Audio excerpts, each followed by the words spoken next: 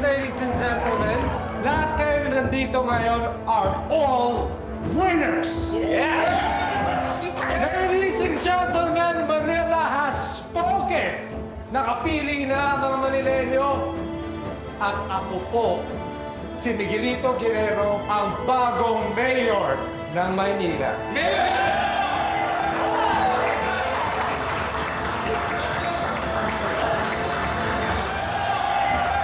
Jason, I want to make a toast para sa bagong kasunduan na sigurado ako magugustuhan ng lahat ng kapartido natin. Lahat po kayo na nandito ngayon, bubusugin ko kayo lahat. Nang mabuting pagbubuno at maunlad na bukas. Cheers!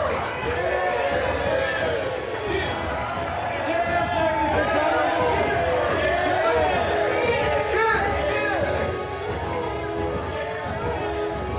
At this moment in time, ladies and gentlemen, I would like to call on a very special person to whom none of this would be possible if not for him.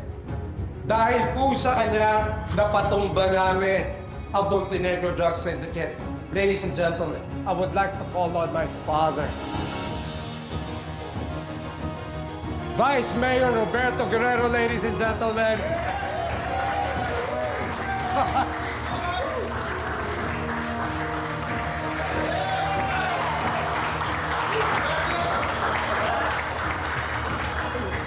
Nakakatuwa naman pagkatapos ng nangyari kanina, hindi niyo kami iniwan at naiintindihan niyo kung bakit naman nagkaroon ng misunderstanding. Away bata lang yun, so maraming salamat. Ito lang ang importante, yung kami ang inyong tinayaan. Dahil kung hindi, kung si Tanggol ang inyong pinili, eh baka pati kayo ay nagtatago na rin. Cheers! Salud! Kaya maraming. Mga hayop kayo! Ano, masaya na kayo? Dahil sinuhay niyo ako. Papa, dito maraming tao dito. Siya ka pa! Papa, victory party to ni Miguelito. Ano? Kaya mag-skandalo dito. Yung tayo, Miguelito. Excuse me, sorry.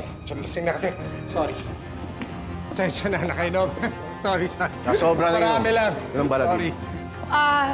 Pasensya na kayong lahat, Ay, nako. Medyo nanggulo si Don Gustavo. Nade-depress lang kasi siya. Natalo siya. Tsaka, nakainom na rin kasi. So, pasensya na kayo.